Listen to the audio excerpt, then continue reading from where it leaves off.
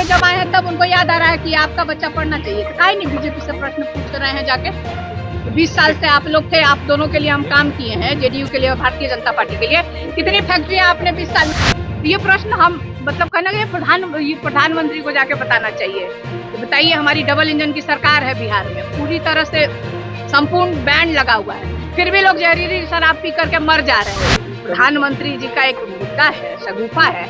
4 राज्य में तो चुनाव नहीं करा पाए इस देश के प्रधानमंत्री। 4 राज्य में चुनाव होना था ना, और कैसे ये इतने राज्यों का देश में एक साथ वन इलेक्शन करा देंगे?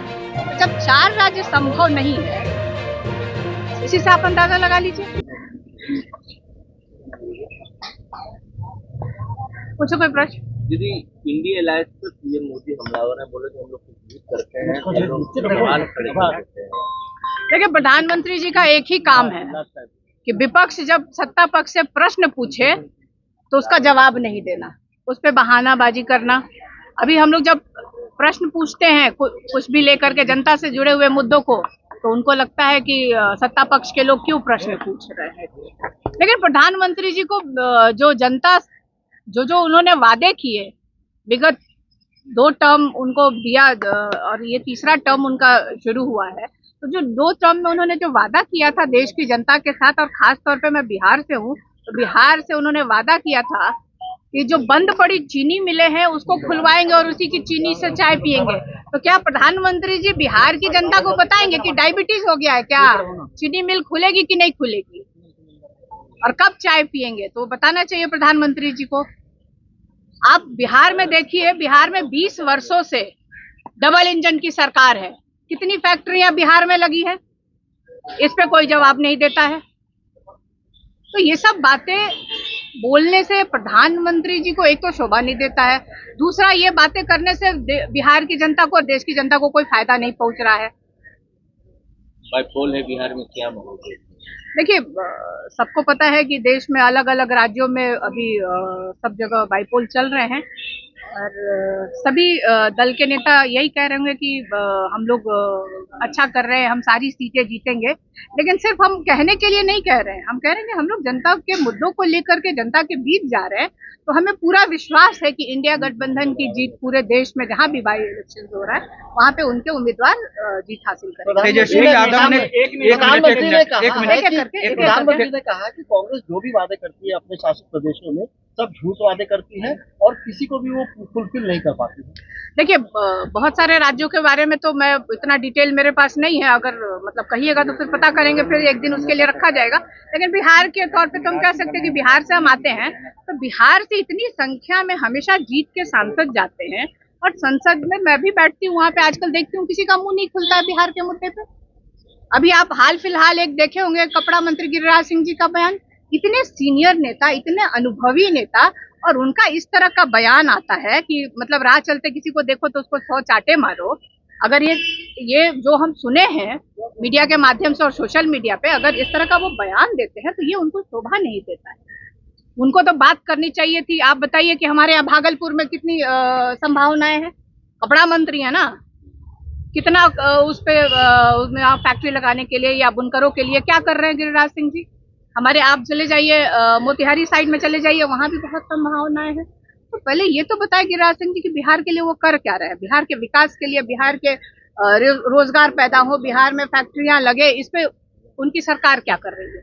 झारखंड में सावंत ने जिस तरह से साइना एनपी के लिए शब्दों का इस्तेमाल किया, आप भी एक महिला एमपी कैसे देखते हैं? देखिए, बयान ना मैंने सुना है ना कुछ है, लेकिन आपके माध्यम से ये मुझे आ रहा है कि किसी भी, मैं बार बार पहले भी मैंने कहा था, आप इस तरह का जो आता है तो हम लोग यही कहते हैं कि देश की किसी भी दल की महिला हो, किसी वर्ग की हो, किसी समाज की हो, उनके प्रति अपशब्दों का प्रयोग नहीं होना चाहिए, उनके साथ गलत व्यवहार नहीं होना चाहिए, इसकी कड़ी निंदा हम करते हैं। झारखंड में चुनाव है और इसको लेकर तेजस्वी यादव ने कहा था कि हम लोगों की सरकार महागठबंधन की बनी है, लेकिन गिरिराज सिंह कह रहे हैं कि वो सिर्फ बोलते हैं, बोलने दीजिए उनको। मैं कह रही हूँ, तो क्या प्रधानमंत्री नहीं चाहते हैं? प्रधानमंत्री भाषण में जाते हैं तो क्या बोलते हैं, हम नहीं जीत रहे हैं, राष्ट्रीय जनता दल जीत रहा है। हर एक दल के नेता अपने जो उम्मीदवार होते हैं उनके बारे में बताते हैं, वो क्या काम करने वाले हैं जनता के लिए वो बताते हैं। और चुनाव में तो जनता मालिक होती है, जनता को सोच विचार करना होगा। एक तरफ जो प्रधानमंत्री जो 15 वर्षों से जो उन्होंने 10 वर्ष देख लिए, ये तीसरा टर्म उनका 15वां वर्ष चल रहा है, तो जो वादे किए थे उसमें से कितने वादे उन्होंने पूरे किए। वहीं तेजस्वी को अगर आप देख लीजिए तो झारखंड से क्या यूपी तक के लोगों को नौकरी यहाँ पे मिली।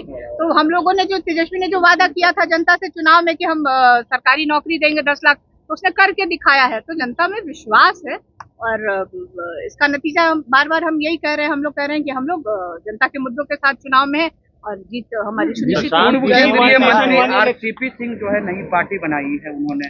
देखिए, हम लोग डेमोक्रेटिक कंट्री में रहते हैं, सबको अपना अधिकार है और चुनाव क्योंकि आने वाला है और आरसीपी सिंह जी जेडीयू से जुड़े रहे, फिर अब नहीं है, फिर भारतीय जनता पार्टी में उनको शामिल कराया गया था। तो इसका जवाब तो जो डबल इंजन की सरकार है और खास तौर पर भारतीय जनता पार्टी को इस पे बोलना चाहिए था कि अभी तक वो चुप क्यों है आरसीपी सिंह जी पे।